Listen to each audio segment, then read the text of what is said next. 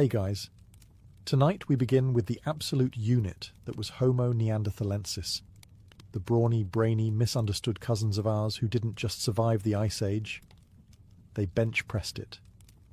From their freakish strength to their surprising culture, Neanderthals weren't just cavemen, they were nature's gym rats with a flair for interior decorating. So before you get comfortable, take a moment to like the video and subscribe, but only if you genuinely enjoy what I do here. And let me know in the comments where you're tuning in from and what time it is for you. It's always fascinating to see who's joining us from around the world. Now, dim the lights, maybe turn on a fan for that soft background hum, and let's ease into tonight's journey together. If you walked into Ice Age Europe around 80,000 years ago, you'd probably freeze solid within 30 seconds. But before that happened, you might catch a glimpse of a Neanderthal, the local apex hominin, and possibly the only creature on Earth who looked like they could beat a mammoth in a wrestling match. Neanderthals weren't just different from modern humans, they were optimized for punishment. Imagine a person designed by a committee of bodybuilders, Arctic engineers, and someone who really liked forehead real estate. That's a Neanderthal. Let's start with the body. Neanderthals were shorter than us on average, around 5'4" to 5'6". But calling them short is misleading. They weren't small. They were condensed. Stocky frames, huge rib cages, broad shoulders, and a build so sturdy it looked like their skeletons had been reinforced for demolition work. Their bones were thick, dense, and frankly overqualified for anything less than full-contact mammoth takedowns. Their limbs were short and powerful, which helped conserve heat in brutally cold climates. Their hands were massive, with strong thumbs, perfect for crafting tools, grabbing prey, or, presumably, opening pickle jars that modern humans wouldn't even attempt. And then there's the face. Neanderthals didn't look weird. We look weird. Their skulls were long and low, with prominent brow ridges that could have doubled as ski jumps. Their noses were large and forward-facing, possibly as a built-in heater for that frosty Ice Age air. Their jaws were powerful, their chins basically non-existent, and their expressions likely somewhere between mildly confused and always ready for a fight. But make no mistake, these weren't brutish thugs. This wasn't a failed prototype of humanity. This was a parallel success story. They were tailored, top to bottom, for their environment, and in that environment, they thrived. Neanderthals were the elite endurance athletes of their day. If that day involved ice storms, cave bears, and hunting dinner with a sharpened stick. Every inch of them said, "Yes, I've broken several ribs. No, I don't regret it." If you've ever felt proud of your bone density after lifting a milk jug without hurting yourself, sit down. Neanderthals were walking fortresses. Their skeletons weren't just sturdy, they were medieval architecture sturdy. We're talking bones so thick they make modern human femurs look like discount chopsticks. Let's start with their legs. Neanderthal femurs were short and incredibly robust, designed not for running marathons, but for powering through rough, mountainous terrain, while carrying roughly half a reindeer on one shoulder. Their knees were shaped to handle constant bending and squatting, which is useful when you spend most of your day building fires, shaping stone tools, or elbow-deep in large animal carcasses. Their arms, equally terrifying. Their upper arm bones were massively thick, and their forearms even thicker, a unique trait among hominins. This wasn't just for show. They weren't flexing on Instagram. They were literally built to wield heavy tools and haul enormous prey across rocky tundra. If modern humans are built like Swiss Army knives, Neanderthals were jackhammers with eyebrows. Even their rib cages told a story. Modern humans have a more barrel-shaped rib cage, tapering toward the waist. Neanderthals, however, had wide, flaring rib cages that gave them room for huge lungs, likely necessary to survive the cold, oxygen-thin air of glacial Europe. Basically, their respiratory system was the equivalent of industrial bellows. More oxygen in, more mammoth-chasing energy out. And let's not forget the skull. Not just the brow ridges, although those were magnificent. Their skulls were longer, flatter and thicker, with larger areas for muscle attachment. That meant powerful jaws and neck muscles. They could probably chew frozen venison without blinking. Interestingly, this reinforced skeleton came with a cost. They likely matured faster than us and may have had slightly shorter lifespans. But while they were around, they packed a lifetime of bruises, breaks, and brutal living into every year. Their bones show constant wear, healed fractures, joint damage, and blunt force trauma. Like they were auditioning for a prehistoric action film. Let's address the big, brainy elephant in the room. Neanderthals had huge brains. Not metaphorically. Literally. Their brains were bigger than ours, about 1,500 to 1,150 cubic centimetres, compared to our modern average of 1,150. That's right. The so-called brute cavemen were walking around with high-performance cranial engines. And they didn't even have spreadsheets to suffer through. But before you crown them honorary professors, a disclaimer. Bigger doesn't automatically mean smarter. A blue whale has a massive brain and has yet to invent indoor plumbing. That said, Neanderthals weren't just carrying around cranial ballast. They used it. A large portion of their brain volume went towards sensory processing and motor skills, especially vision and movement coordination. That makes sense when your daily schedule includes stalking elk in a snowstorm and not accidentally walking off a cliff. They needed to navigate dangerous terrain, track animals over long distances, and work with tools, all without the aid of Google Maps or opposable thumbs that scrolled Instagram. Their visual cortex was particularly large, likely giving them incredible eyesight. Picture sharp-eyed, frost-covered Neanderthals squinting dramatically into the blizzard like Ice Age anime characters, but with more fur and fewer monologues. And while their prefrontal cortex, the let's think before we do this part, might have been proportionally smaller than ours, evidence shows they weren't just acting on impulse. Their lives required planning, cooperation, and a surprising amount of creativity, including the kind that involves painting cave walls and possibly applying ochre like early makeup. So yes, your ancient Neanderthal aunt may have invented contouring long before TikTok did. Neanderthals also adapted impressively across Europe and parts of Asia, from dry steppe to icy tundra, which required some serious cognitive flexibility. They learned to use local resources, build shelter, make tools, and occasionally invent a new way to hurt themselves with flint. Still not impressed? Try this. We once thought all their tools and art were stolen ideas from early modern humans. Then we found Neanderthal art and ornaments older than anything Homo sapiens had done in the region. Turns out we were just late to the cave party. If nature had a survive the worst conditions imaginable design contest, Neanderthals would have walked away with the prize. And probably the trophy too, just to use it as a hammer. These hominins weren't just adapted to the Ice Age. They were engineered for it. Picture the kind of weather that makes your nose hairs freeze, and now imagine living in that without heated floors, hoodies, or any concept of hot cocoa. That's Neanderthal territory. Their bodies were short and stocky, not by accident, but by design. This compact shape helped them conserve body heat, which is exactly what you want when your environment looks like the freezer aisle of a cursed grocery store. Long, lanky limbs lose heat faster. Neanderthals had limbs so thick and short, penguins would have nodded in approval. Their noses were massive, and no, not for sniffing out gossip. Their large nasal cavities helped warm and humidify frigid air before it reached their lungs. It was nature's version of an HVAC system, built directly into their faces. A useful adaptation, and a great excuse for having a face you could rest a brick on. Even their skin likely contributed to their icy resilience. While we can't know exact pigmentation, most scientists agree they probably had lighter skin tones to better synthesize vitamin D in low light conditions. Because if you're going to survive 6 months of perpetual gloom, you'd better be able to wring sunshine out of a grey sky. Their lungs were likely enormous, needed to fuel bodies that were doing manual labour 24/7, climbing, hunting, hauling, carving, and occasionally inventing new ways to pull a muscle.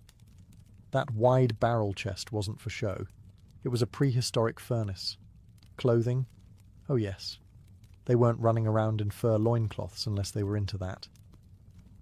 Evidence suggests Neanderthals wore stitched hides to insulate themselves from the cold. And stitching isn't simple.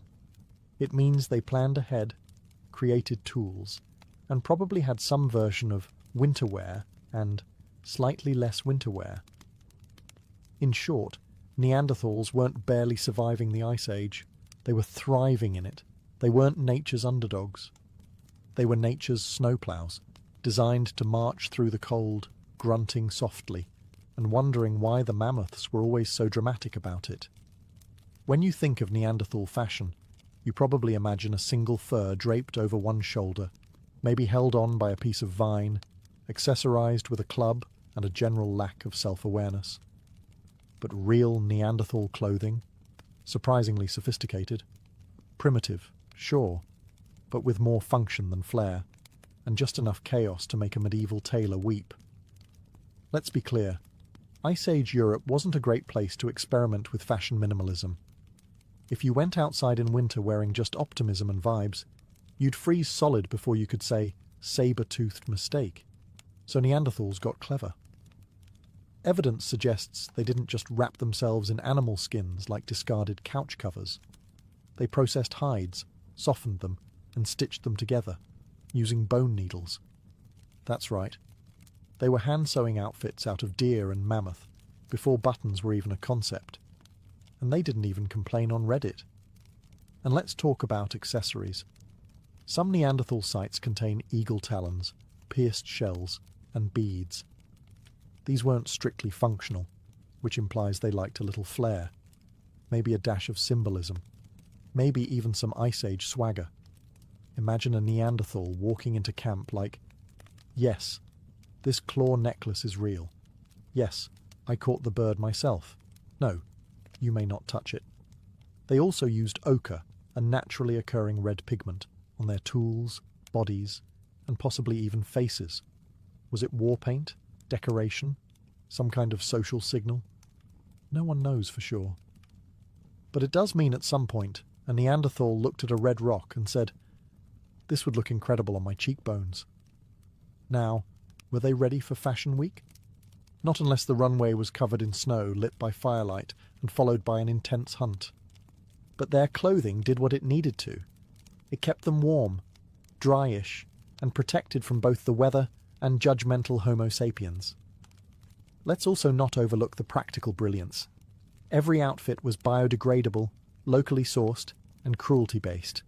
Because, well, hunting. That's sustainable Ice Age fashion. Neanderthals weren't just strong. They were punch a woolly rhino in the face strong. The kind of strength that makes you question whether physics was working differently back then, or if they were just born with a natural gym membership to the universe. Everything about their anatomy screams power. Their muscle mass was enormous, especially in the shoulders, arms, and legs, areas needed for daily tasks like hurling spears, skinning animals, hauling carcasses, and occasionally moving boulders for fun. Their bone structure, as we've discussed, could support a small siege engine, which means those muscles weren't for show. They were functional gains. But how strong were they really? Estimates suggest a Neanderthal male could be up to 50% stronger than a modern human of the same size, and in terms of upper body strength, possibly even double. This isn't farm strong or dad strong. This is accidentally rip the door off your cave strong. They didn't just hunt from a distance with carefully thrown projectiles. No, Neanderthals preferred the close contact approach. They'd run up to large, angry Ice Age megafauna and jab them with spears at near point-blank range. Their version of dinner prep involved dodging tusks while keeping a firm grip on something that wanted them dead. And the wear and tear? Oh, it shows. Their fossil records are full of healed injuries, broken arms, crushed ribs, damaged skulls, all signs that they weren't just strong, but resilient. If a Neanderthal broke something, they either walked it off or wrapped it in moss and hoped for the best. Then they went right back to hunting. Even their grip strength was absurd. Some researchers believe they could crush modern humans' hands without trying. Their thumbs were larger, their fingers broader, and their knuckles capable of damage usually reserved for medieval weapons. If you're picturing the Rock, but fuzzier and more likely to throw a stone axe at you, you're not far off. If there's one thing Neanderthal fossils consistently tell us, it's that these people lived hard. Not forgot to wear sunscreen hard. More like tackled a raging bison before lunch hard. Their skeletons read less like quiet prehistoric memoirs and more like accident reports from an Ice Age rodeo. Seriously, when paleoanthropologists looked at the trauma patterns in Neanderthal remains, they noticed something oddly familiar. The types of injuries, fractured ribs, broken arms, crushed faces, were strikingly similar to those found in professional rodeo riders. And no, that is not a joke. Apparently, if you regularly tangle with one-ton mammals for a living, your bones tell a very specific kind of story. Take Shanidar 1, for example. This poor guy had a blow to the head that crushed part of his skull, probably left him partially blind, and also had a withered right arm, likely from a healed break. His foot was damaged too. Basically, he was the human equivalent of a walking before photo in an orthopedic ad, and yet he survived for years after those injuries. That means other Neanderthals were taking care of him, because apparently, even if you're a tank of a man with one working eye and a limp, your Ice Age buddies still make room for you at the fire. Another famous case, La Chapelle-aux-Saints, an older male with severe arthritis, missing teeth and spinal issues. And again, he was clearly cared for. So not only were Neanderthals getting injured in ways that would terrify modern OSHA inspectors, but they were also helping each other heal. Emotional support and survival. Neanderthals said, yes, we do both. But the frequency of these injuries also tells us about their lifestyles. These weren't people who hunted small game from a distance or foraged daintily. They got up close and personal with danger. Their weapons were mostly thrusting spears. Think stab rather than throw. And when you hunt like that, the animal usually fights back. The next time you trip on a rug and feel sorry for yourself, remember, Neanderthals spent their lives getting tackled by Ice Age death machines, shrugged it off with some moss and fire, and still lived long enough to invent personal grooming. Now that's resilience. Neanderthals didn't just survive the Ice Age, they brought fire to it, which is basically the prehistoric version of telling winter, not today, Satan. Now they weren't out there throwing fireballs or inventing s'mores, but they absolutely knew how to make, maintain, and weaponize fire in ways that would have made a caveman version of Bear Grylls nod approvingly. How do we know this? Archaeological sites reveal clear evidence of hearths, centralized fire pits with charred bones, heated stones, and layers of ash, sometimes built up over years in the same spot. That's not just a random wildfire. That's a Neanderthal choosing a nice location, building a fire, and then cooking dinner next to it while probably glaring at the wind. The prevailing theory is that they used methods like striking flint against pyrite, creating a spark that could ignite dry grass or moss. No matches, no lighters, no YouTube tutorials, just raw determination and a suspicious pile of rocks. The Ice Age version of hold my beer. They didn't just use fire for warmth either. Fire helped them cook food, which made it easier to chew and digest. This wasn't just a culinary improvement, it also unlocked more nutrients, reduced parasites, and possibly gave them more time to invent other helpful things, like gossip. Then there's the tool-making advantage. Heating flint can make it easier to nap or shape into tools, so it's possible Neanderthals were practicing thermal engineering before humans even figured out how to invent pointless committees. And let's not forget about defense. Fire scares predators. Sitting around a fire meant not only warmth and light, but a makeshift force field against anything that growled in the dark. Picture a bunch of Neanderthals roasting meat, telling stories, and casting intimidating shadows on the cave walls. Fire was their home security system. Were they the first to discover fire? Probably not. But they mastered it in their own steady, practical, and impressively chill way. They didn't flaunt it.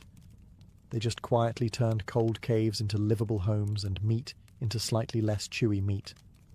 Neanderthals didn't have multi-tools, screwdrivers, or YouTube how-tos, but give them a chunk of flint and a moment of silence, and they'd whip up a toolkit that could skin a deer, build a shelter, and possibly open a medieval wine bottle.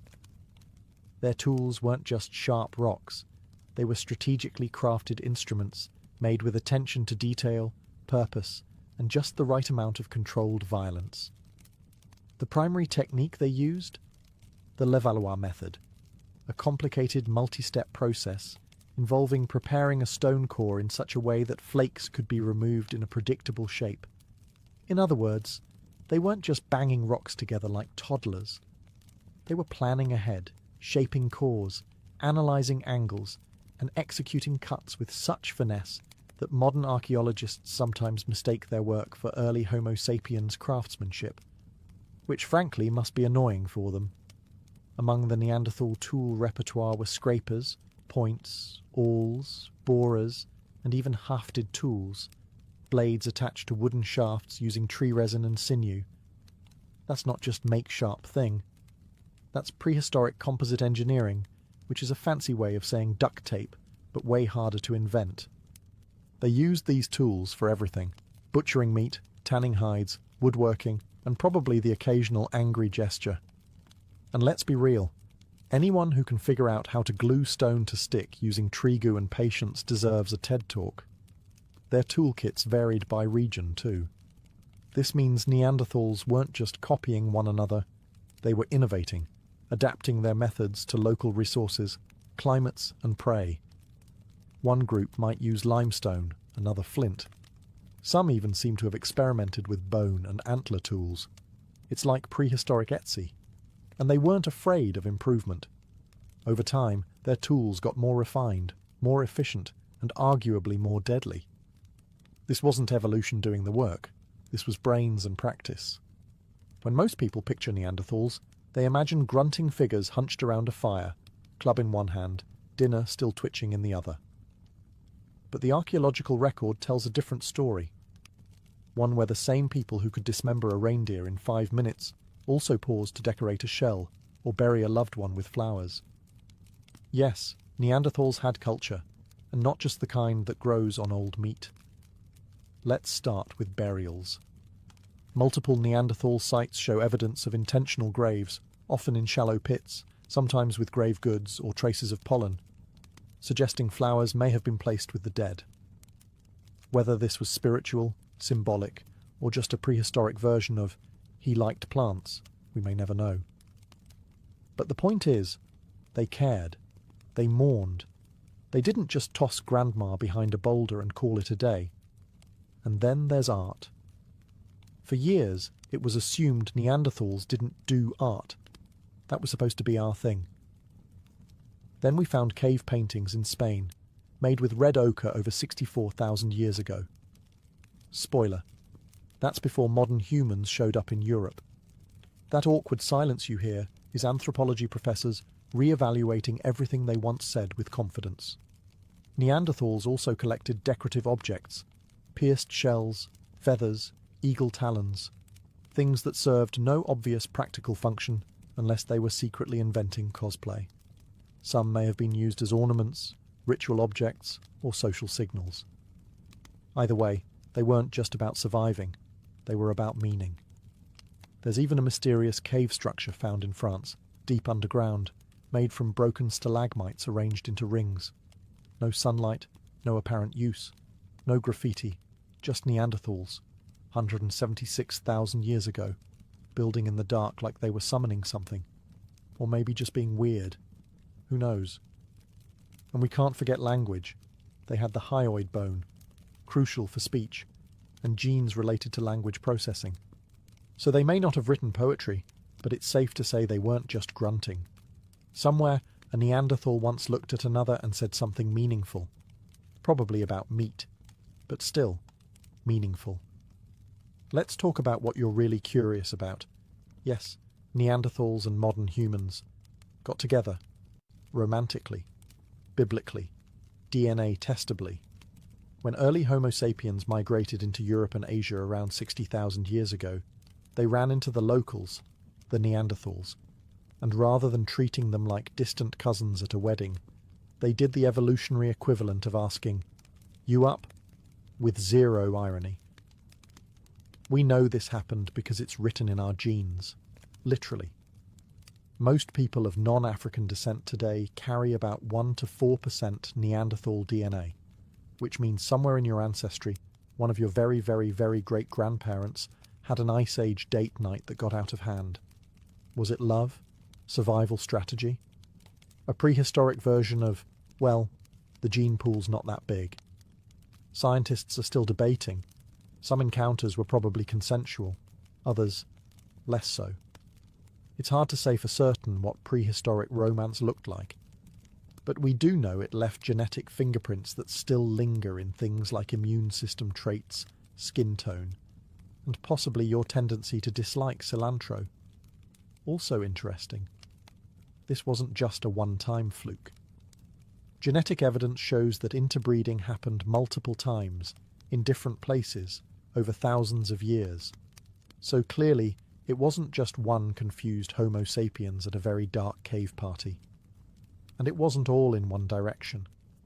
Neanderthal males and Homo sapiens females seemed to mix more frequently, possibly due to the sheer charisma of early human travel stories and slightly better cheekbones. Though we'll never know if the Neanderthals were more impressed by conversation skills or fire-starting ability. What we do know is that this mixing didn't result in a blended superspecies. The Neanderthals eventually disappeared, but parts of them live on in us. Your slightly wide nose? That could be a Neanderthal gift. Your love of red meat and aversion to cardio? Also suspicious. Before you laugh at Neanderthals for their giant brows or suspicious fashion choices, you should probably check your ancestry report, because statistically speaking, you might be part Neanderthal. No offence, it's science. Thanks to genome sequencing and the tireless efforts of geneticists with high-powered microscopes and too much coffee, we now know that most people of non-African descent carry about 1 to 4% Neanderthal DNA. That means if you're watching this and your great-great-great-great-great-great-grandparent wore fur and didn't blink during snowstorms, congratulations, you're a little bit Ice Age, and this ancient inheritance isn't just a quirky footnote, it shows up in real ways. For starters, Neanderthal genes have been linked to traits involving skin tone, hair texture, immune response, and even pain sensitivity. So if you sunburn easily, react strangely to allergens, or stub your toe and feel like you've been shot, you may have the Neanderthal edition of human firmware. There's even evidence that Neanderthal DNA affects how people sleep, process fat, and respond to certain medications. Some studies suggest it may influence mood regulation, meaning, yes, your brooding tendencies and general grumpiness in winter may be genetically justified, but it's not all good news. Some Neanderthal gene variants have also been linked to conditions like type 2 diabetes, depression, and nicotine addiction. So while your ancient cousins might have helped you survive a woolly mammoth ambush, they might also be partly responsible for your impulse to buy snacks and doomscroll at 2 a.m. It's also worth noting that African populations, whose ancestors didn't interbreed with Neanderthals after migrating out of Africa, have little to no Neanderthal DNA. But they do have traces of other archaic humans, like the Denisovans, meaning the human family tree is less of a clean chart and more of a tangled, romantically chaotic shrub. Neanderthals thrived for nearly 300,000 years, surviving ice ages, saber-toothed predators, and each other. They were the original Europeans, the true locals. And then, roughly 40,000 years ago, they vanished. Quietly. No dramatic extinction event.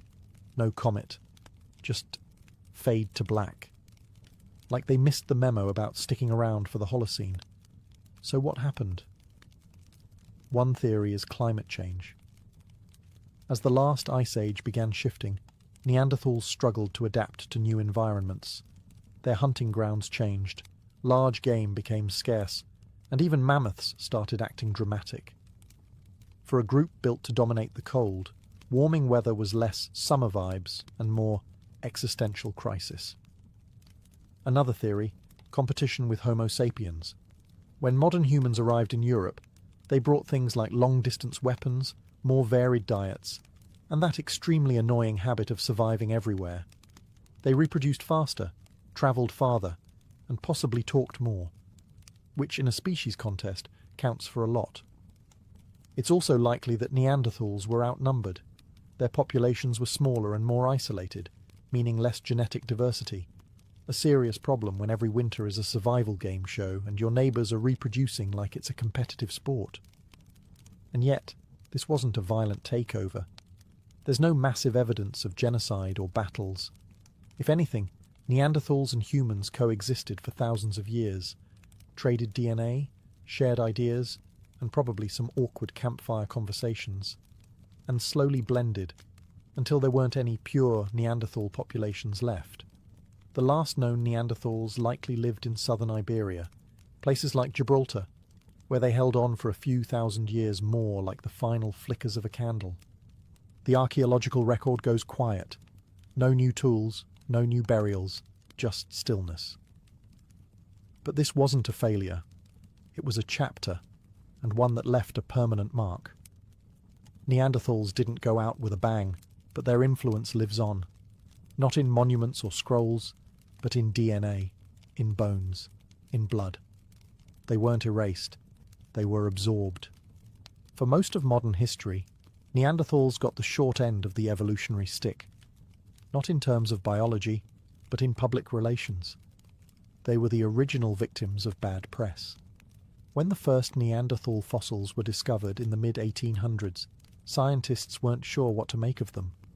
The skull looked humanish, but the brow ridges were huge, and the limbs were weirdly thick, like someone had taken a normal person and run them through a bulk filter.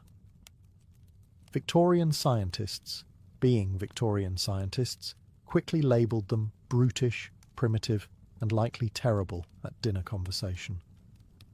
Thus began the myth of the stooped, grunting caveman, part monster, part embarrassing uncle. And the name Neanderthal itself didn't help. It sounded harsh, like something that might live under a bridge and throw stones at goats.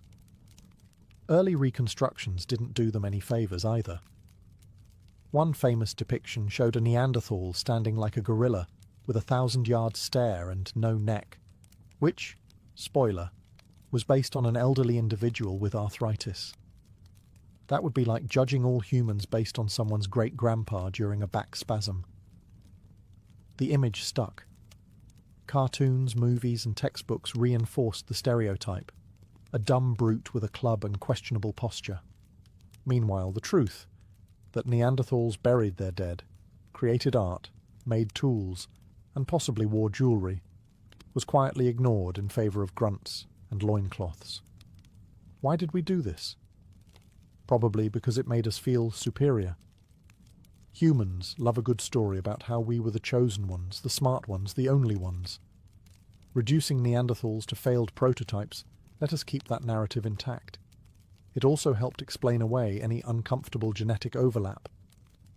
Sure, we're related, but we're better, right?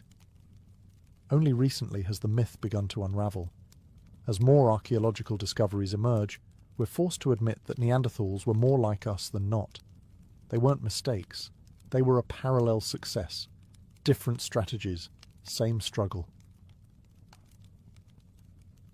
In the war-torn twilight of Japan's Heian period, the battlefield was no place for a woman, and yet that's precisely where Tomo Gozen belonged. Imagine a sea of armoured men clashing steel in the dust and chaos of war, and among them, one lone figure stands out. Not because she was out of place, but because she was more skilled, more fearless, and more precise than most of the warriors around her. Tomo Gozen wasn't just some camp follower or noble lady playing at war. She was a trained warrior, Onamusha, from the province of Echigo. From a young age, she was taught to ride, to shoot a bow from horseback, and to wield a katana with such ferocity that she left men twice her size bleeding in the dirt. Her loyalty lay with Minamoto no Yoshinaka, a prominent general of the Minamoto clan. But make no mistake, Tomoe wasn't merely his bodyguard or ornament. She was his commander, his equal, his enforcer.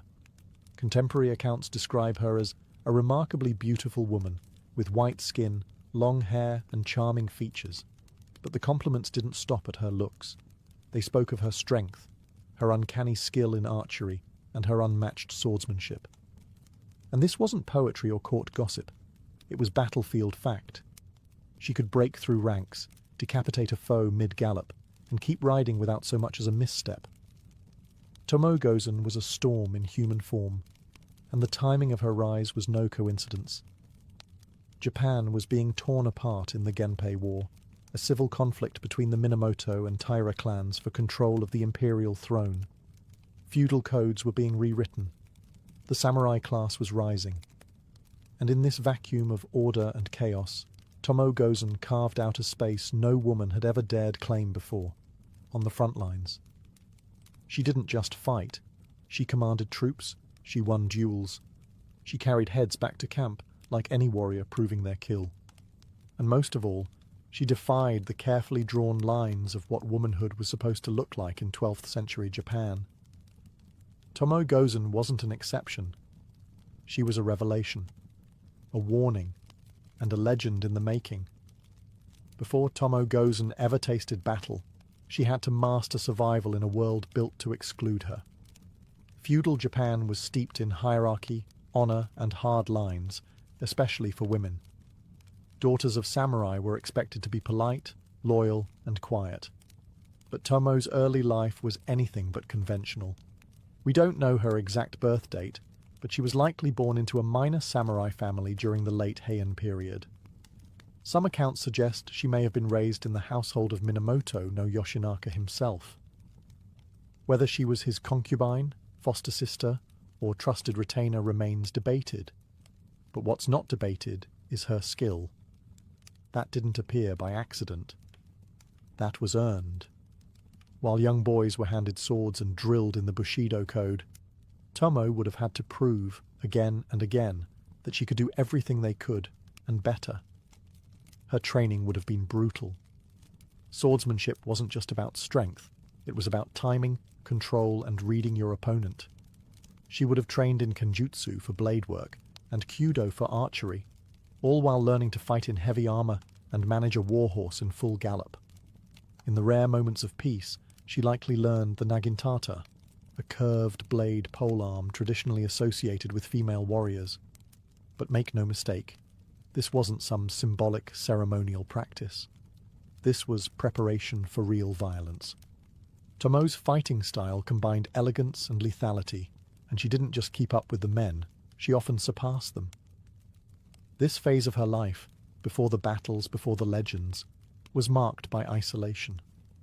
Most women didn't carry swords. Most women didn't speak in strategy meetings. And most women weren't expected to live long on the battlefield. But Tomoe forced the world to bend around her. Every skill she learned had to be twice as sharp, twice as precise, and twice as deadly as her male counterparts. Because if she failed, no one would call it a soldier's mistake. They'd call it a woman's weakness. And so, before Tomoe Gozen could ever carve her name into the history books, she first had to carve her place into the samurai world, blade by blade, day by day, in silence and shadow. Not by invitation, but by sheer will. By the time Tomoe Gozen reached adulthood, Japan was on the brink of collapse. The Genpei War, a bitter civil conflict between the Taira and Minamoto clans, erupted in 1180. It wasn't just a clash of armies, it was a complete reshaping of the country's power structure. Emperors were being manipulated like chess pieces, and the warrior class was about to seize control of history. And Tomoe, she was right in the thick of it. Her lord and possible lover, Minamoto no Yoshinaka, was a distant cousin to the more famous Minamoto no Yoritomo. But unlike Yoritomo, Yoshinaka wasn't content with standing in the shadows. He wanted control over Kyoto, over the Minamoto clan, over the entire country. And when war broke out, he didn't hesitate. He raised his own army in the northern provinces and began his campaign southward, Right beside him, Tomo Gozen. She wasn't just a token warrior to show off in court. Tomo led troops into battle. She made strategic decisions. And when the fighting got bloody, she was at the front lines, blade drawn, giving orders most men wouldn't dare to question. She was a symbol of Yoshinaka's audacity, his willingness to defy tradition and win by any means necessary. The Genpei War was a savage affair. Battles were fought on rivers, in forests, through mountains. Arrows rained like monsoon storms, and hand-to-hand combat left the earth soaked in blood. One of Tomo's most famous victories came during the Battle of Yokotagawara, where she reportedly led a charge that decimated enemy forces. Chronicles claim she personally took the heads of several samurai and presented them as trophies. It wasn't for vanity, it was for proof. Every kill was a receipt, every head a message. But war wasn't just about glory, it was about loyalty and betrayal. As Yoshinaka gained power, tensions rose with Yoritomo, who saw his cousin's ambition as a threat. The Minamoto clan, already splintered by pride and ego, began to turn inward. While the Taira remained the enemy on paper, Yoshinaka now had to watch his back. Tomoe, ever loyal, stayed close. But even the strongest sword couldn't cut through politics. And as the war intensified, so did the pressure. Not just on Yoshinaka's claim to power, but on Tomoe's place in history. As the Genpei War dragged on, Yoshinaka's ambition outpaced his alliances. In 1183, after a series of brilliant military victories, he achieved what many thought impossible. He drove the Taira out of Kyoto and took control of the imperial court. At that moment, he was the most powerful man in Japan. And standing beside him, as always, was Tomoe Gozen, victorious, loyal, and bloodstained. But power is a double-edged blade. Yoshinaka had dreamed of restoring imperial authority, but the emperor and court nobles quickly realized he was as uncontrollable as the war he fought. He plundered the city, antagonized Kyoto's elite, and began making moves that alarmed even his fellow Minamoto. Most damning of all, he tried to take control of Emperor Go Shirakawa, a symbolic act of supreme authority that would doom him politically. Minamoto no Yoritomo, now the de facto leader of the Minamoto faction, responded with swift condemnation. He declared Yoshinaka a traitor and dispatched 2 loyal generals, Minamoto no Noriyori and the famed Minamoto no Yoshitsune, to eliminate him. The Minamoto civil war had begun, and Tomo Gozen was now fighting not against the Taira, but against her own clan. What followed was a rapid, tragic descent. Yoshinaka, once the bold and reckless upstart, found himself outmaneuvered and outnumbered. He retreated from Kyoto with only a handful of loyal retainers, including Tomoe. They made their final stand at the Battle of Owazu in early 1184. It would be a last gasp, not for glory, but for honor. As the enemy closed in, Tomoe fought like a demon unleashed. Chronicles say she charged into the enemy lines, found the strongest warrior she could, and promptly decapitated him before riding back through the carnage. It wasn't just skill, it was a message. Even in defeat, she wouldn't be erased. But Yoshinaka knew it was over. Legend holds that he asked Tomoe to leave the battlefield, not because he doubted her bravery, but because dying alongside a woman would be considered shameful for a samurai general. It was a cruel irony. The fiercest warrior at his side was being dismissed to protect his legacy. Did she obey? Some sources say yes. Others suggest she vanished into battle and was never seen again. Either way, the fall of Yoshinaka was the end of an era and the beginning of a myth. Snow blanketed the battlefield. It was February of 1184, and the plains of Owazu were quiet, too quiet for the bloody storm about to come. Minamoto no Yoshinaka stood with only a few dozen men left, once a conqueror of Kyoto, now a fugitive of his own clan. His final stand had come, and Tomoe Gozen, ever at his side, was not about to let him die alone. The odds were hopeless. Hundreds of enemy warriors, led by Yoshitsune and Noriyori, bore down on them. Their armour gleamed, their horses kicked up frozen earth. And amidst the frigid winds, Tomoe Gozen adjusted her helmet, drew her sword, and charged into legend. According to the 14th century Heike Monogatari, Tomoe did not retreat. She surged forward like a whirlwind, seeking the strongest opponent she could find. Hatakeyama Shigetada, a famed warrior in his own right. Whether out of fury, desperation, or a refusal to die quietly, Tomoe didn't wait for introductions. She locked blades, unseated him, and cut off his head in one fluid motion. One final trophy. This wasn't just showmanship. It was samurai ethos in motion. To die beautifully, to fight to the last breath, to prove oneself in the face of impossible odds. For Tomoe, it was also the moment that would define her for centuries.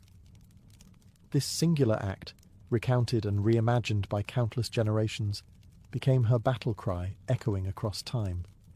Meanwhile, Yoshinaka's horse became stuck in a rice paddy, and a volley of arrows brought him down. His loyal companion Imai Kanehira committed suicide in dramatic fashion, placing his sword in his mouth and leaping from his horse. The warlord's inner circle had been extinguished. But Tomoe, here the records diverge. One version claims Yoshinaka ordered her to flee before his death, fearing the shame of dying alongside a woman. Others say she refused, fought her way out, and vanished into the mountains.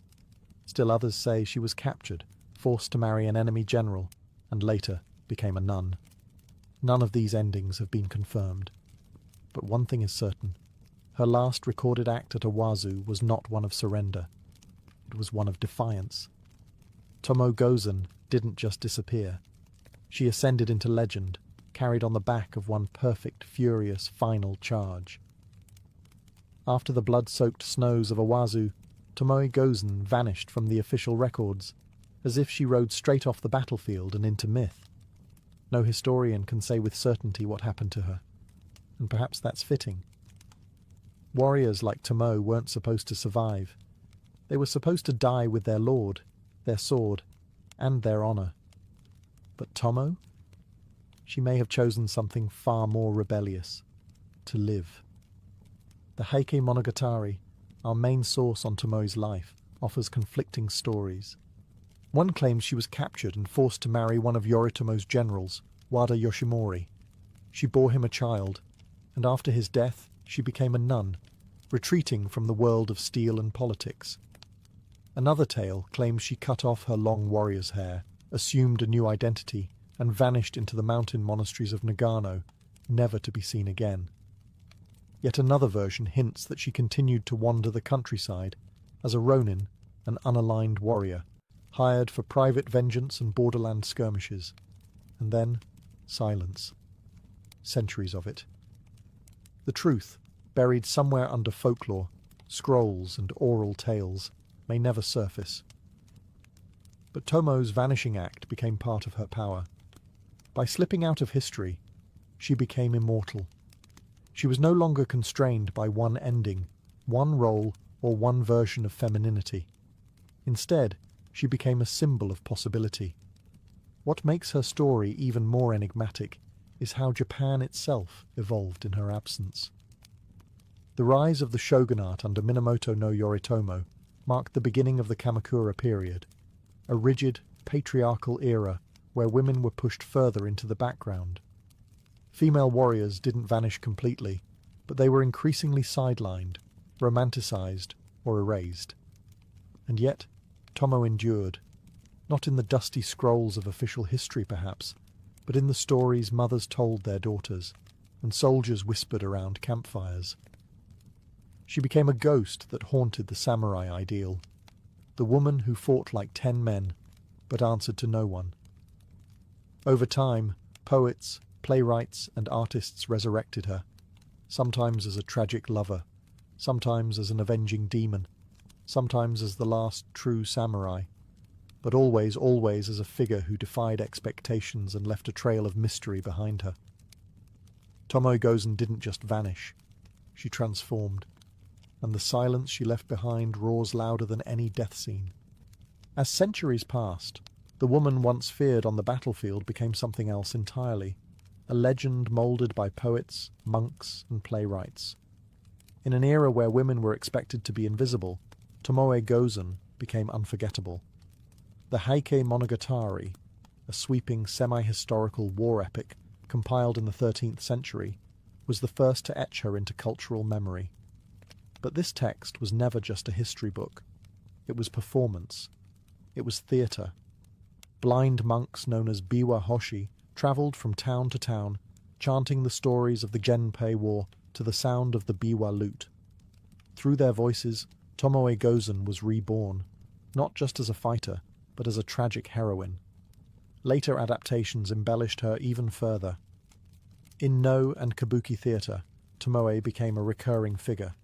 Her beauty exaggerated, her loyalty dramatized, her battles stylized to perfection. She was often paired with doomed love stories, tearful farewells, and moral lessons about honor and duty. The audiences didn't just watch her fight, they wept for her, admired her, and feared her in equal measure. But this romanticization came at a cost. The real woman, the one who decapitated enemies and led cavalry charges, was gradually softened. Over time, her armor was traded for flowing kimono. Her swordplay became metaphors for feminine resilience. She became palatable, noble, tamed, and yet her image refused to die. Artists throughout the Edo period painted her riding into battle, face calm, blade poised. Samurai guides included her in lists of martial paragons. Sword schools invoked her name. Even as her story was mythologized, it still carried the sharp edge of the battlefield.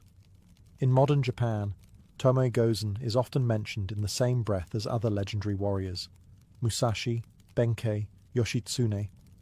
But unlike them, she carries the unique weight of gender defiance.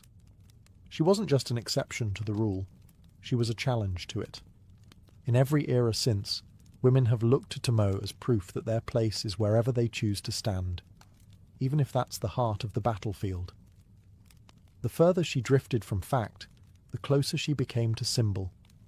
A woman who shouldn't have existed, yet did. A warrior who couldn't be contained, yet endured. And a story that refused to end. Tomoe Gozen's blade may have been sheathed over 800 years ago, but her presence lingers, etched not only in legend, but in the cultural psyche of Japan and beyond.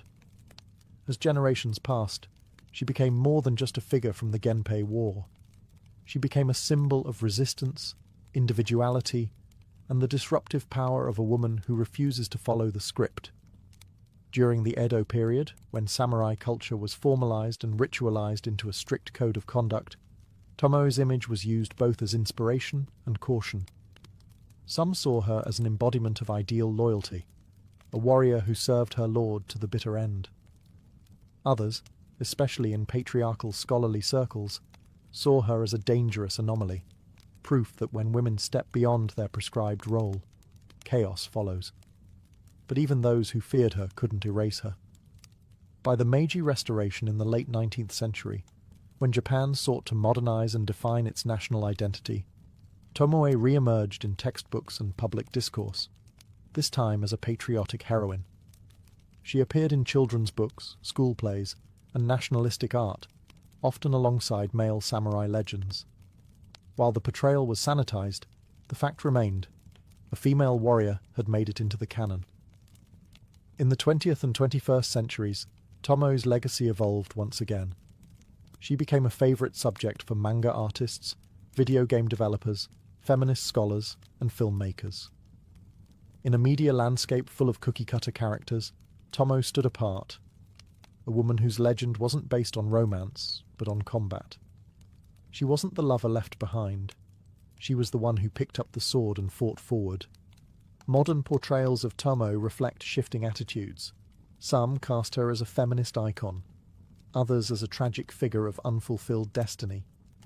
Some present her as a warrior spirit haunting the battlefields. No matter the interpretation, she is always strong, always complex, and always just beyond the reach of complete understanding. Even in politics and education, Tomoe Gozen has become shorthand for defiance. Schools are named after her. Martial arts dojos cite her in their lineage. She appears on stamps, posters, and even anime storylines. Her name invoked whenever someone needs to prove that a warrior's soul can come in any form. She may have fought one war, but her presence continues to rally people across every battle for identity, justice, and place. Tomoe Gozen never asked to be remembered. She didn't leave behind memoirs, letters, or poetic reflections. She left behind the only thing that truly mattered to a warrior of her age, a legacy forged in blood, loyalty, and fire. And in doing so, she achieved something few in history ever manage: immortality without asking for it. Unlike many women of her time, Tomoe wasn't preserved because she fit society's ideals. She was preserved because she broke them. Every time she swung her blade on a battlefield swarming with men who thought her unworthy, she rewrote the rules of feudal Japan. And though she vanished into obscurity, her absence only made her story louder. In a culture where silence often defined a woman's worth, Tomoe's silence after Owazu has become its own kind of roar. The absence of concrete facts surrounding her fate has given generations of artists, scholars, and revolutionaries permission to fill the void with meaning. She has become the embodiment of possibility, proof that one can defy the structure and still become legend. Her name lives on not just in literature and pop culture, but in the spirit of every woman who refuses to be invisible, every athlete who pushes beyond her limits, every leader who's told she's too bold, every fighter who doesn't wait for permission to stand her ground. Tomoe Gozen isn't just a historical figure.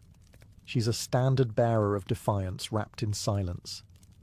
Today, statues of her stand in Nagano and across Japan. Schoolgirls study her in history classes. Cosplayers dress as her at anime conventions. Martial artists whisper her name as they train with the naginata. She even appears in international games and series, reminding global audiences that the archetype of the female warrior isn't fiction, it's history. And yet, her greatest power may lie in the fact that we still don't fully know her. Was she a concubine turned general? A foster daughter raised in the art of war? A lone ronin who walked into the mountains and never looked back? We may never uncover the full truth, but maybe that's the point. Tomoe Gozen was never meant to be one story. She was meant to be many, not bound by records nor erased by time, just eternally riding, sword drawn, into the legend she forged herself. Before satellites lit up the sky and compasses pointed north, ancient mariners stared out over endless horizons and asked the boldest question of all: what's out there? These weren't reckless fools. They were engineers, navigators, and dreamers. And with little more than the stars overhead and the winds in their sails, they carved sea routes that would become the first arteries of global connection. Humanity's relationship with the sea began tens of thousands of years ago. Some of the earliest evidence of watercraft dates back over 40,000 years, long before the agricultural revolution. Even then, early humans were already using rafts to reach distant islands like Australia, which required crossing hundreds of miles of open ocean. These were not lucky accidents. They were planned journeys, made with a clear understanding of tides, winds, and celestial patterns. By 3000 BCE, maritime technology was flourishing. Cultures in Mesopotamia, the Indus Valley, and along the Nile were already using boats for trade and fishing.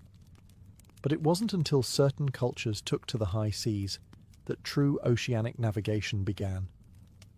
These early seafarers faced enormous challenges: no maps, no written instructions, and often no guarantee they'd ever return. And yet, they went, driven by necessity, curiosity, and survival. They read the waves like a book.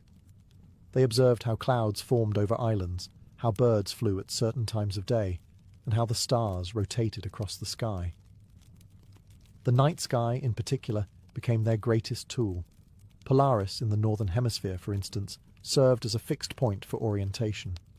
In the southern hemisphere, navigators watched the Southern Cross. these seafarers learned to feel the subtle push of currents beneath their hulls.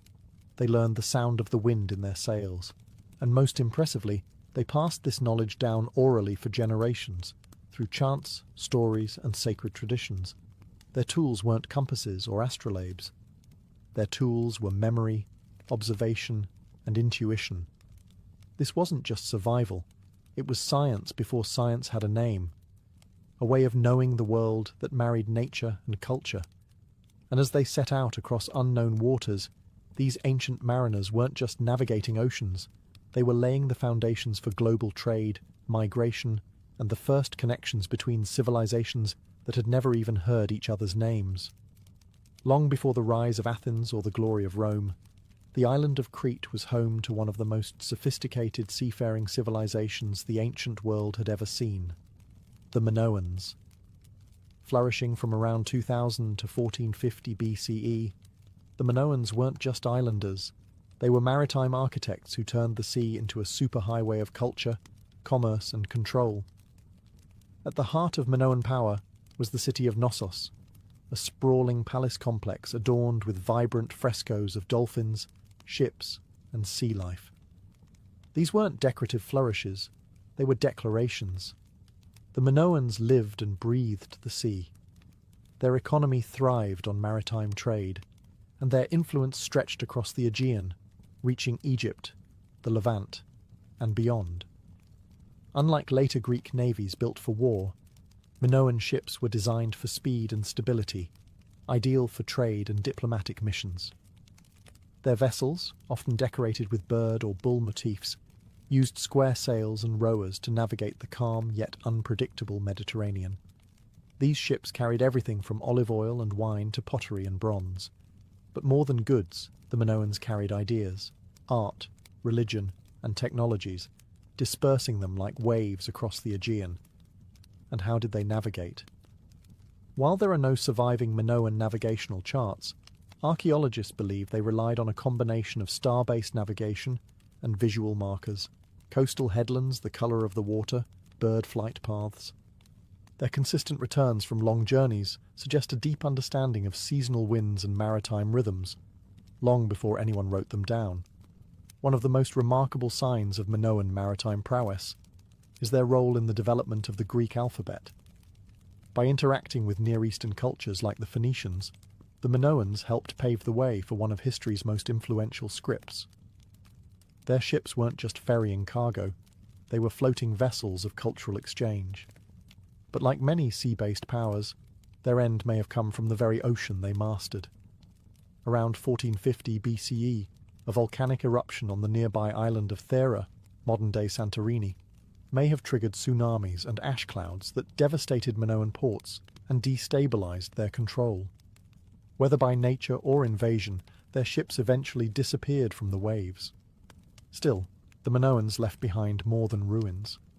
They left behind a legacy of what it meant to rule not by land, but by sea. If the Minoans were the artists of the sea, then the Phoenicians were its tireless entrepreneurs.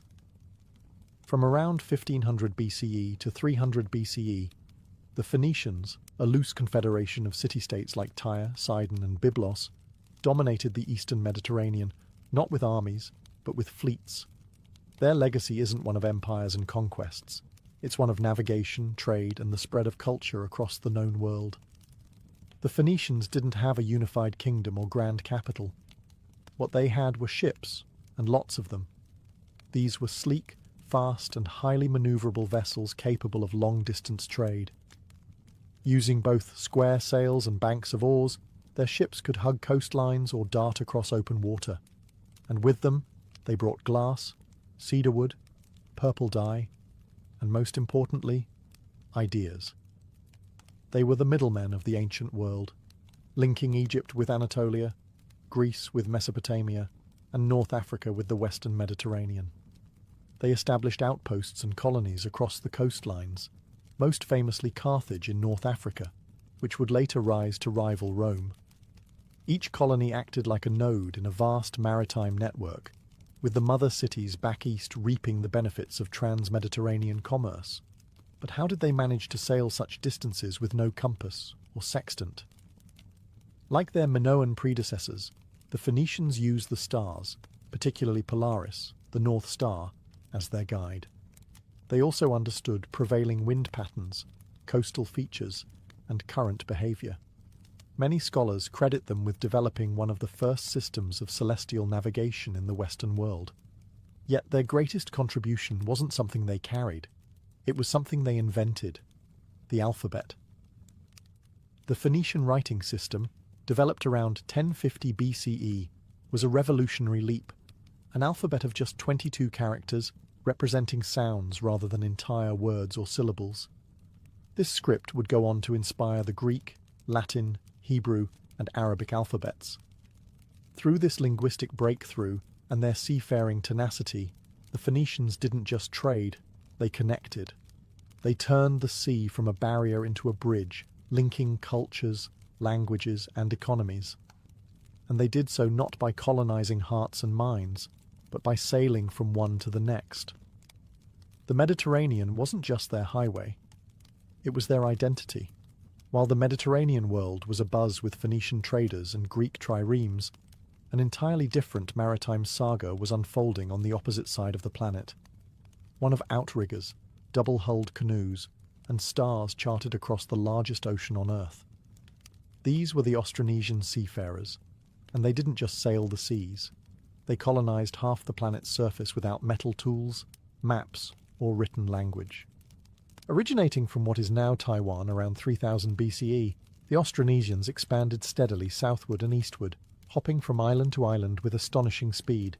By 1500 BCE, they had reached the Philippines, Indonesia, and the edges of New Guinea.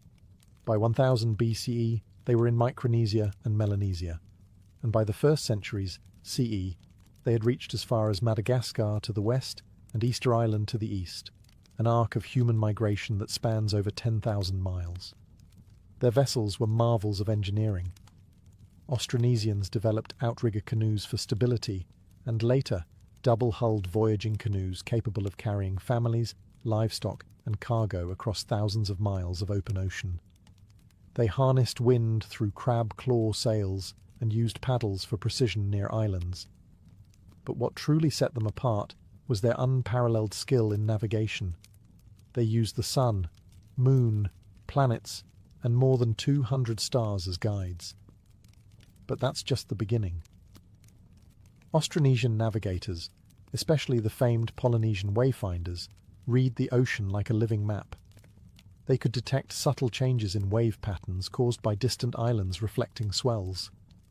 They followed seabird flight paths, studied cloud formations, and even tasted seawater for salinity shifts near land. This wasn't instinct, it was highly refined science, passed down orally through chants and memory devices. Their migration wasn't random exploration. It was intentional and repeatable. Lapita pottery, a distinctive cultural artifact, marks their path across the Pacific, showing how interconnected their world truly was. They weren't just island hoppers. They were civilization builders, spreading agriculture, languages, and technology wherever they landed. And in many ways, they still are. Modern genetic studies, linguistics, and archaeology continue to uncover just how advanced and expansive Austronesian navigation was. These mariners didn't just cross oceans. They connected some of the most remote corners of the Earth long before European explorers ever left port.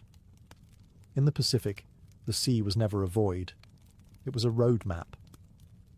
When we think of ancient Egypt, towering pyramids and desert tombs usually come to mind. Not ships. But the Egyptians were no strangers to water. The Nile was their lifeline, their highway, and their first school of navigation. Yet what's often overlooked is how the Egyptians extended their maritime reach far beyond the riverbanks, venturing into the Red Sea and possibly even further afield. Egypt's mastery of the Nile began early. As far back as 3000 BCE, they built large wooden boats with planks lashed together by rope and sealed with resin. These vessels, propelled by both sails and oars, were essential for transporting goods, soldiers, and grain across the vast stretches of the river. But the Nile was only the beginning. By the time of Pharaoh Hatshepsut in the 15th century BCE, Egypt was launching sea expeditions from ports along the Red Sea. Her famous voyage to the mysterious land of Punt, possibly located in modern-day Somalia, Eritrea, or southern Arabia, was a landmark in ancient maritime history. Reliefs from her mortuary temple at Deir el-Bahari show detailed depictions of large cargo ships loaded with exotic animals, incense trees, and gold, all returning from a successful voyage across the sea. These weren't accidental drifts. They were carefully organised missions, planned with knowledge of monsoon wind patterns, currents, and seasonal timing. Egyptian sailors would have hugged coastlines, used star patterns for navigation, and relied on maritime scouts, perhaps even recruiting skilled local sailors from the Red Sea region. Some theories even suggest Egyptian contact with the Indus Valley via indirect maritime trade, especially during the peak of Mesopotamian Indus-Egyptian interaction. While direct evidence is limited, items such as ivory, lapis lazuli, and spices hint at a broader Indian Ocean trade network in which Egypt may have played a part. The ships themselves were engineering marvels for their time. Built from imported cedarwood, mostly from Lebanon, Egyptian seafaring vessels featured curved hulls and large square sails. These ships could carry heavy loads and withstand the swells of the Red Sea. Though the Egyptians never became a dominant naval power like the Phoenicians, they left an important legacy. They were among the first to treat maritime voyages as royal, sacred, and strategic endeavours. Their sea journeys were extensions of their empire, diplomacy, and divine authority. On land they built pyramids, but on water they launched ambition. Amid the dusty plains of modern-day Pakistan and northwest India, once thrived one of the world's oldest urban civilizations, the Harappans, or the Indus Valley Civilization. Flourishing between 2600 and 1900 BCE, they built cities with advanced sanitation, standardized bricks, and remarkable urban planning. But buried beneath this archaeological brilliance is another truth, one less spoken but deeply significant. The Harappans were maritime traders. Unlike Egypt or Mesopotamia, the Harappans left behind no deciphered writing, no grand naval reliefs, and no epic tales of sea voyages. Yet clues of their maritime prowess quietly dot the archaeological record. Excavations at Lothal, a major Harappan port city in Gujarat, revealed what many believe is one of the world's earliest known dockyards. Measuring 218 metres long with floodgates and channels, it connected to an ancient river that flowed to the Arabian Sea, proof that Harappan engineers weren't just thinking inland, but outward. Artifacts tell the rest of the story. Harappan seals and goods, beads, ivory, ceramics, have been found in Mesopotamia, specifically in the Sumerian cities of and Lagash. Akkadian texts refer to a distant land called Meluha, likely the Indus region, from which boats arrived bearing exotic goods. In return, the Harappans received silver, tin, and lapis lazuli, suggesting a complex trade network stretching from the Persian Gulf to the broader Near East. But how did they sail? While no complete Harappan ships survive, miniature models, terracotta boats, and carved depictions suggest the use of flat-bottomed rivercraft and seagoing vessels. They likely used the same seasonal monsoon winds that would later drive Arabian and Indian traders across the Indian Ocean. Harappan mariners probably hugged coastlines, stopping at natural harbours and estuaries, and navigated using celestial cues and current patterns.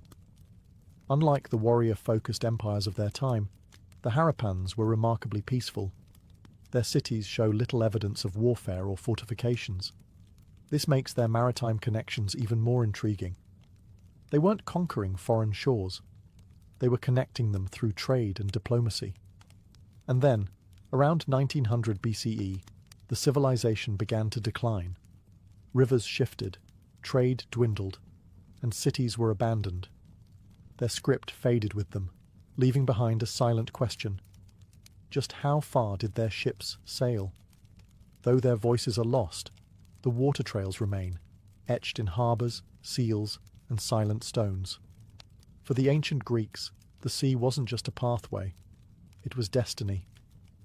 Cradled by the Aegean, Ionian, and Mediterranean seas, Greek civilization emerged in a world where sailing was as essential as farming. From the age of Homeric epics to the height of Athenian naval dominance, the Greeks turned maritime culture into art, science, and strategy. Their earliest stories, those of Odysseus battling sea monsters and Jason chasing the Golden Fleece, weren't mere myths. They were reflections of a people intimately tied to the sea. Greek city-states like Athens, Corinth, and Rhodes all relied on the ocean not just for trade, but for identity. Their gods had dominion over waves. Their heroes set sail. Their empires floated on hulls of wood and ambition. By the 8th century BCE, Greek colonists were setting out across the Mediterranean, founding cities from Sicily to the Black Sea coast. These colonies weren't military outposts. They were trade hubs, cultural satellites, and vital ports in a vast economic web. Goods flowed both ways: olive oil, wine, and pottery from Greece, grain, metals, and slaves from afar. To navigate, Greek sailors relied heavily on coastal sightlines, the stars, especially the rising and setting of specific constellations, and oral navigation knowledge passed through generations. Their ships evolved from simple merchant vessels to formidable war machines like the trireme, a sleek, three-tiered galley rowed by up to 170 men and armed with a bronze battering ram. The trireme was more than a ship. It was a floating expression of Athenian democracy and power.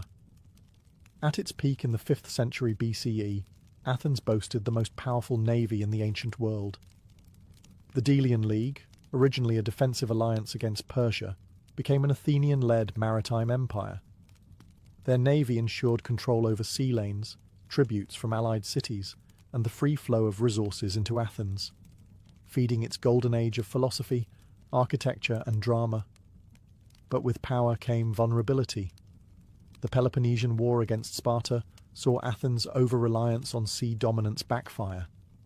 Naval defeats, blockades, and internal strife brought about its downfall. Still, the legacy endured.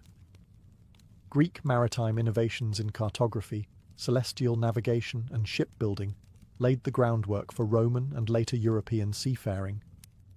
And their belief that the sea was a stage for glory, knowledge, and tragedy echoes in Western thought even today. For a people who started as landlocked farmers and shepherds, the Romans were late to embrace the sea. But once they did, they didn't just join the naval powers of the ancient world, they crushed them. The Mediterranean, once a patchwork of rival fleets and scattered colonies, became what the Romans proudly called Mare Nostrum, our sea. Early Rome was no maritime superpower. The Etruscans and Greeks dominated Italy's coasts, while Carthage, founded by Phoenician settlers, ruled the western Mediterranean with the most formidable navy in the region. But everything changed during the Punic Wars. Faced with Carthage's naval superiority, the Romans made a bold move. They reverse-engineered a captured Carthaginian warship.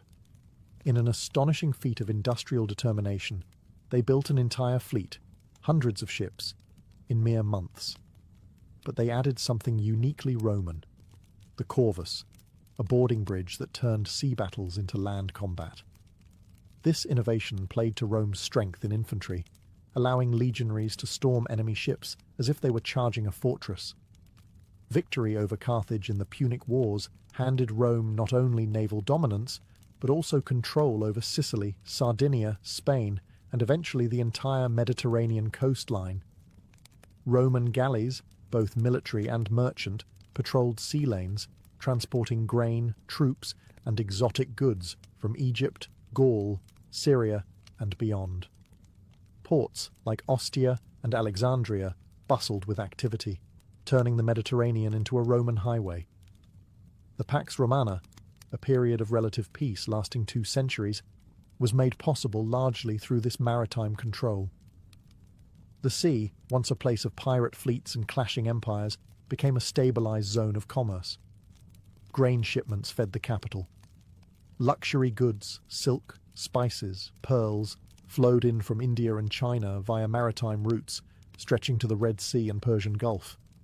Roman sailors used a combination of dead reckoning, coastal sailing, and celestial navigation, aided by detailed maritime itineraries known as periploi. Though lacking compasses, they mastered the rhythms of wind and current, especially the Etesian winds that made return voyages in the eastern Mediterranean predictable. Rome didn't just conquer by land, it sustained itself by sea. Its navy protected trade, enforced imperial will, and ensured communication across vast distances. With their fleets, the Romans did what no other culture had yet managed. They turned the chaotic sea into a controlled empire. Long before modern maps, compasses, and diesel engines, the ancient world was already connected by an invisible latticework of sea routes, drawn not with ink, but with wind, memory, and stars. From the reed boats of the Nile to the double-hulled canoes of the Pacific, these early maritime cultures didn't just explore the seas, they defined them, and their legacy still lingers in every port, every trade route, and every ship that crosses the waves today. The knowledge passed down by Minoans, Phoenicians, Austronesians, Egyptians, and others became the bedrock of future navigation. These cultures discovered how to read the sky like a map, how to sail with the rhythms of the earth, and how to build ships that could survive months at sea, all without metal hulls or written charts. Their discoveries weren't isolated, they were cumulative. Each seafaring civilization learned from its predecessors or neighbours, contributing a new stitch in the tapestry of global navigation. Phoenician alphabets enabled the record-keeping necessary for complex maritime trade. Austronesian navigation traditions, preserved orally for generations, inspired 20th century efforts to revive wayfinding without instruments. Greek observations of the stars and winds laid the groundwork for ancient geography. Roman engineering gave us ports and lighthouses still echoed in today's harbour design. Even more significant than the tools were the connections. Maritime routes allowed ideas to travel faster than armies. Religions spread by sea. So did technology, crops, language, and diseases. The maritime cultures of the ancient world didn't just move objects, they moved civilizations. Without them, the ancient Silk Roads would have stopped at the shoreline. Without them, empires might never have risen, and distant peoples might have remained strangers forever. And yet, for all their accomplishments, so many of these early sailors remain nameless. Their stories were rarely written down. Their ships decayed and vanished. What survives are fragments, pottery shards in a sunken cargo hold, a port structure buried beneath modern concrete, a star map etched on bone or bark. But their impact, that still moves with the tide.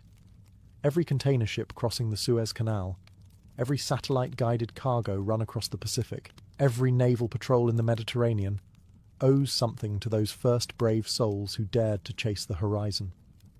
They may have been ancient, but they were never primitive. They were the original navigators of the human story. In the ancient world, royal birth was a blessing wrapped in a curse. The instant a child was born into a palace, they became more than a person. They became a symbol, a political weapon, and the future of an empire. Their education didn't begin in a classroom. It began in the nursery, surrounded by whispers of lineage, legacy, and looming threats. Unlike common children, who learned survival through labour, elite children were groomed for leadership from the start. Every gesture they made, every word they spoke, was watched, corrected, and crafted. Their lives were performances in training, rehearsals for thrones they had not yet earned. They didn't learn to read for leisure. They learned so they could read treaties. They didn't learn to speak to express themselves.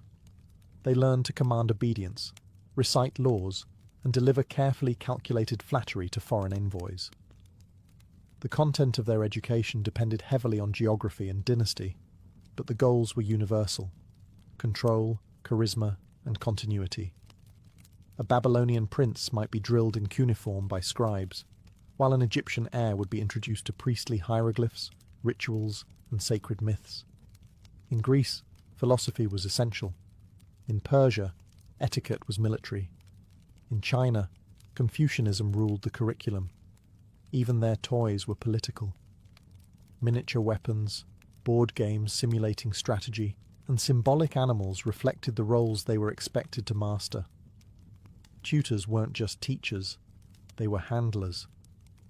Carefully chosen by the court, they were loyal, elite, and often expendable. If the royal child failed, it was the tutor who paid the price. The stakes were always high. A poorly educated heir was a national liability. A soft or ill-prepared child could become a pawn in the hands of enemies or ambitious relatives. Education, then, wasn't about personal development. It was about regime survival. But for all its strictness, royal education could also be dazzling. These children were exposed to astronomy, medicine, foreign languages, ethics, and art long before the rest of the world. Some of them became polymaths, statesmen, generals, and scholars, raised not just to rule, but to outshine every mind in the room. To be born royal in the ancient world wasn't just to be born lucky, it was to be born into a lifelong test, and education was the first battlefield. Behind every powerful ruler in the ancient world was often a far more obscure figure, the tutor. These weren't just glorified babysitters. They were philosophers, priests, generals, and political operatives. Their task? To shape a child not just into an adult, but into a ruler, a diplomat, and sometimes a god. Few tutor-student pairings have echoed louder through history than that of Aristotle and Alexander the Great. Chosen by Philip of Macedon, Aristotle was tasked with turning the headstrong prince into something more than just a warrior. He taught him ethics, rhetoric, zoology, geography, and philosophy, and infused him with an insatiable hunger for knowledge. When Alexander later conquered the known world, he carried copies of Homer and philosophical texts with him like sacred weapons. Aristotle hadn't just taught him facts. He had crafted the inner world of a future conqueror. But Aristotle was no exception. In the Roman Empire, Seneca, the Stoic philosopher and statesman, was assigned to tutor the young Nero. He tried to shape the boy with virtue, logic, and restraint. Unfortunately, history tells us that Nero grew into one of Rome's most infamous tyrants. The failure wasn't entirely Seneca's, but it showed how even the best teachers couldn't always overcome a student's darker instincts or courtly influence. In Persia, royal tutors were often military men, chosen for their loyalty and their ability to instill discipline. Princes of the Achaemenid dynasty were taught hunting, horseback riding, and combat from the age of 7, alongside moral training in truthfulness and justice, all under the watchful eyes of elite mentors. Their education was practical, Spartan, and deeply political. In ancient China, Confucian scholars held enormous sway over the upbringing of princes. They instilled ideals of filial piety, hierarchy, and ritual. But woe to the tutor who taught the wrong thing. A slip of the tongue could lead to banishment or death if a lesson contradicted the emperor's doctrine. Being a royal tutor meant living in the shadows, shaping history through someone else's mouth and hand. They had to be wise but invisible, commanding yet deferential. They walked a dangerous line. Get too close, and they were envied. Fail, and they were discarded. Succeed, and their names lived on only if their students made history. While the sons and daughters of farmers learned from life, elite children of the ancient world learned from systems built behind palace walls, private academies, temple libraries, and in some cases, secret priestly schools that protected knowledge like it was gold. Education for royals wasn't just about preparing for power, it was about controlling the flow of knowledge, the one thing more dangerous than armies. In ancient Egypt, priesthoods were the gatekeepers of education.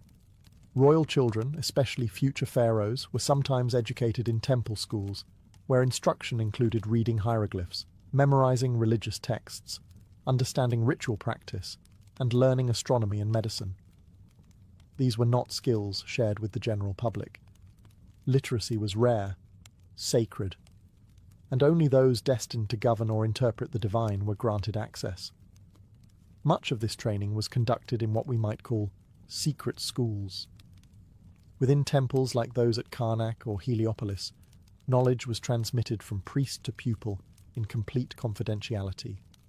The curriculum wasn't just religious, it was political. Knowing how to recite spells, interpret omens or plan rituals gave rulers control over life and death in the eyes of their people. Persia had its own elite educational structure. The sons of Persian nobility, especially those close to the king, were educated in what Herodotus called the king's school. Hidden from public view, these boys learned truth-telling, riding, archery, and leadership. They also absorbed Zoroastrian ethics and statecraft. This schooling wasn't just for princes. It was for future satraps, generals, and administrators. Men expected to control provinces and armies with unwavering loyalty. In India, royal children might attend gurukulas, secluded forest schools run by learned Brahmins. While commoners rarely had access, princes were often placed under the guidance of a single guru who taught them everything from Vedic hymns to martial skills. The education was holistic, spiritual, intellectual, and physical, and again, deeply hierarchical.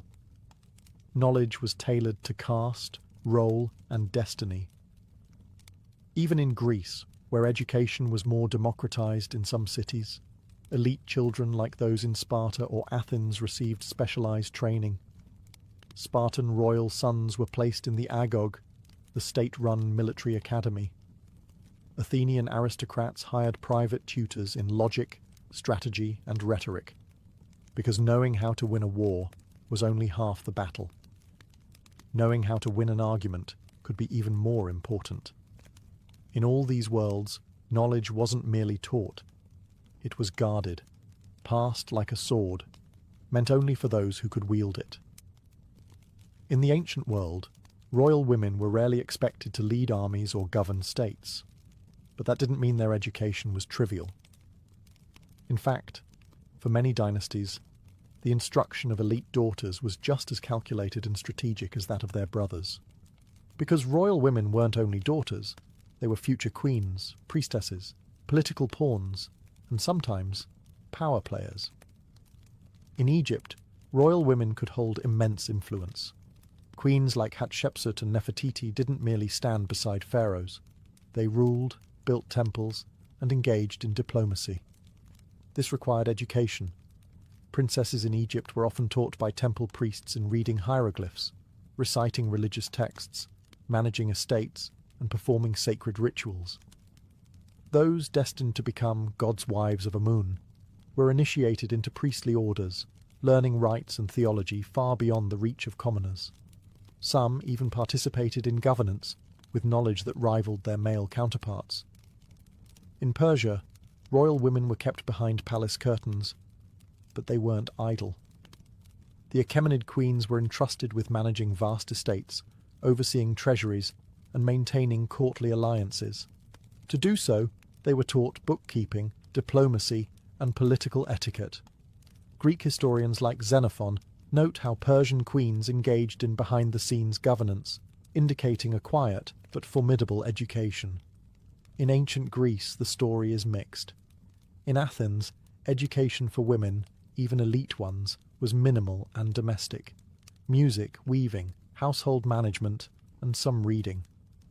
But in Sparta, royal women were raised for strength. They trained in physical fitness, rhetoric, and Spartan values. A Spartan princess could speak her mind and command estates while her husband waged war. And when Spartan men died young in battle, it was often the women who upheld the legacy. In India and China, noble women's education reflected religious and dynastic priorities. In the Gupta Empire, royal daughters were sometimes schooled in Sanskrit, music, poetry, and philosophy, skills designed to enhance their allure and status. In imperial China, empresses and consorts were taught Confucian ethics, calligraphy, and palace protocol. Those destined for political roles, like Empress Lu Ji or Wu Zetian, went far beyond, mastering governance, surveillance, and statecraft under the guise of etiquette. Royal women walked a delicate path. They were expected to charm, not rule, but when circumstances changed, they often stepped into power. And when they did, their education wasn't a frill. It was their arsenal. If swords won battles, speech won empires.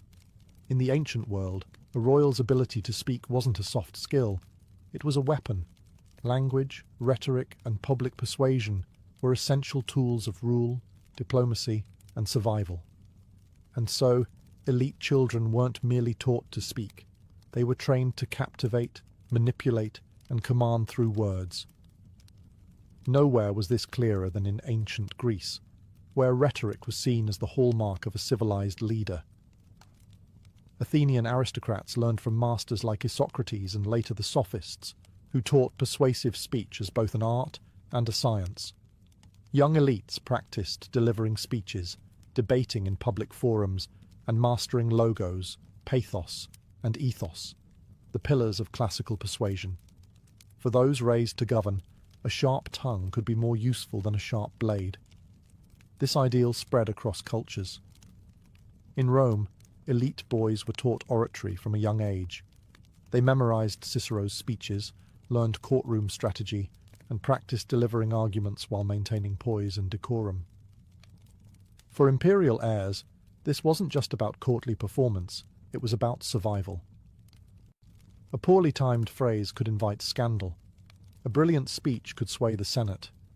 Even in monarchies where absolute power reigned, words still mattered. In Egypt, the pharaoh was seen as a divine speaker. His proclamations carried ritual and legal weight.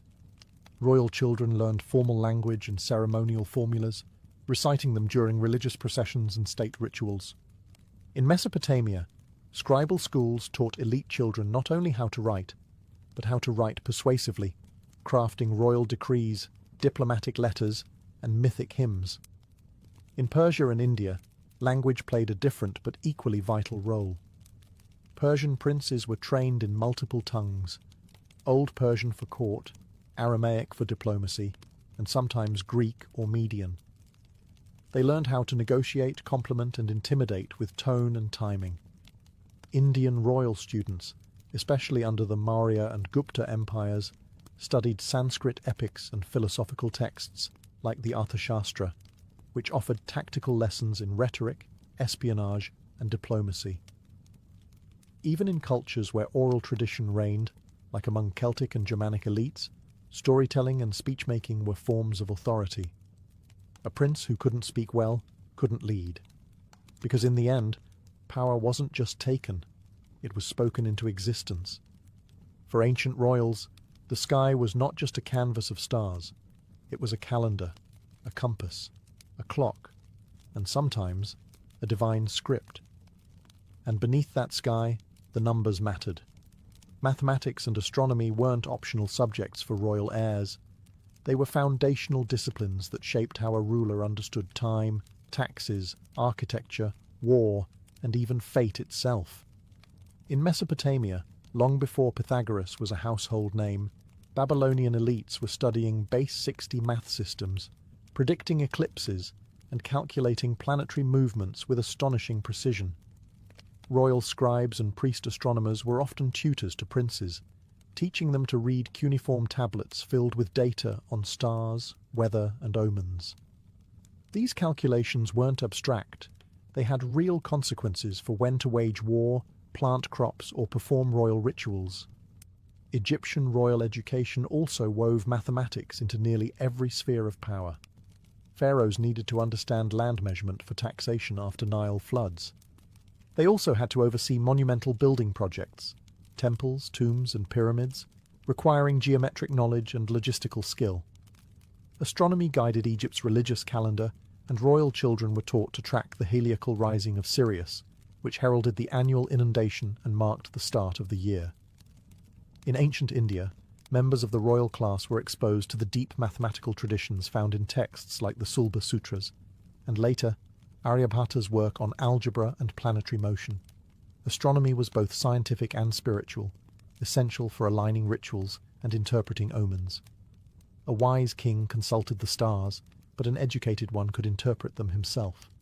The Greeks refined these teachings, making them more systematic and philosophical. A Macedonian prince like Alexander would study arithmetic and astronomy, alongside ethics and logic. Greek royal education influenced by thinkers like Plato and Aristotle, treated mathematics as a gateway to understanding the order of the cosmos, and by extension, one's place as a ruler within it. Even the Chinese imperial courts relied heavily on astronomy. Emperors were seen as cosmic intermediaries, and the ability to predict celestial events validated their divine right to rule. Court astronomers were powerful figures, and princes were educated in lunar cycles, eclipse prediction, and calendar reform. In every culture, the educated ruler didn't just rule over people, they ruled over time, space, and destiny. And math and the stars were their silent advisors. Books could crown a ruler, but swords kept them on the throne. For ancient royalty, education didn't end in the classroom. It extended to the battlefield, where courage, physical mastery, and strategic skill were as vital as philosophy or statecraft. Elite children, especially male heirs, were raised with one unspoken truth. If you cannot defend your kingdom, someone else will take it. In Sparta, this belief was law. Royal sons entered the Agog, the state's brutal military academy, by age 7. There, they were stripped of comfort and trained in pain tolerance, endurance, hand-to-hand combat, and battlefield tactics. Even princes were not spared. They fought, bled, and survived alongside other Spartan boys, forging a bond through hardship that would serve them on the front lines. In Persia, royal boys were educated in the 3 R's of nobility: riding, archery, and truth-telling. Horsemanship was essential, not only for war, but also for royal hunting expeditions, which doubled as strategic drills. Archery was more than a skill. It was a symbol of discipline, focus, and martial prowess. A Persian prince who couldn't handle a bow was unfit to rule. India's warrior classes, such as the Kshatriyas, were trained from a young age in Dhanurveda, the martial science. Royal children learned to wield swords, spears, maces, and bows. They also studied the philosophies of war through epics like the Mahabharata, which taught not just how to fight, but why to fight, and what honour required in the face of death. Egyptian and Mesopotamian princes were also expected to be commanders. They practiced chariot driving, spear throwing, and wrestling under the guidance of military officers. Pharaohs were often depicted smiting enemies, but that theatrical image was grounded in real training. War wasn't theoretical. Rulers led from the front. In Rome, the young patrician elite were taught both virtues, manly courage, and disciplina. They trained with wooden swords, learned formations, and read military histories. Julius Caesar wasn't just a scholar. He was a hardened general, trained to balance pen and sword from youth. Even Chinese princes, often more insulated by bureaucracy, practiced martial arts, archery, and horseback riding as part of their princely curriculum. The ruler was expected to embody both the civil and the military ideal, the Wen and the Wu. In every empire, education in warfare wasn't optional. It was survival. For a royal child, a misplaced word could start a war. A glance held too long could spark a scandal. In ancient courts, knowing how to sit, speak, and smile was as much a weapon as wielding a sword. Etiquette wasn't fluff, it was strategy. Behind every bow and banquet was a game of survival, and royal education drilled this into the heirs of empires. From China to Persia, court etiquette was codified to a level of near paralysis. In Han China, princes were expected to memorize and observe the Li, ritual codes dictating everything from how to greet a superior to how to mourn properly. A single breach of protocol could be interpreted as rebellion. Young royals were taught to move with precision, to speak with restraint, and to read the power dynamics in every room. In Persia, royal children were schooled in the art of courtly appearance. This included not just dress and manners, but also how to handle envoys, deflect insults, and respond with poise under pressure. They were trained in indirect communication, mastering the political doublespeak necessary to survive in a palace filled with spies and sycophants. In India, Natishastra, the science of politics and ethics, was a key part of elite education. Texts like the Arthashastra outlined how a king must navigate betrayal, use informants, and maintain a balance between diplomacy and force. Royal heirs were expected to understand these concepts early, because one wrong alliance or naive gesture could cost them their throne or their life. The Greeks and Romans, too, took court behaviour seriously. Athenian elites were schooled in charis, personal charm and grace, while Roman boys learned the art of flattery, public conduct, and surveillance. Julius Caesar wasn't just trained to fight, he was taught how to win over senators, undermine rivals, and read a man's ambition by his tone. In Egypt, etiquette blurred with divinity. The pharaoh wasn't just royalty, he was a god. Royal children were taught to behave with serene dignity at all times, their bodies seen as symbols of cosmic order. Even their posture mattered. Their stillness wasn't passivity, it was power in silence. And always, beneath the manners and rituals, lay espionage. Tutors often taught princes how to test loyalty, gather secrets, and spot deception. Because in every palace, someone was always watching, and survival depended on watching back. A royal education was never just about shaping a child, it was about shaping the future of a dynasty. For ancient elites, every lesson in logic, battle, etiquette, and language carried the weight of generations. A well-educated ruler could unite kingdoms, stabilize empires, and earn immortality in marble and myth. A poorly prepared one could unravel everything. In many ways, royal education was the empire's gamble on itself. Every coin minted, every scroll copied, every tutor hired, was an investment in a single person's ability to hold the realm together.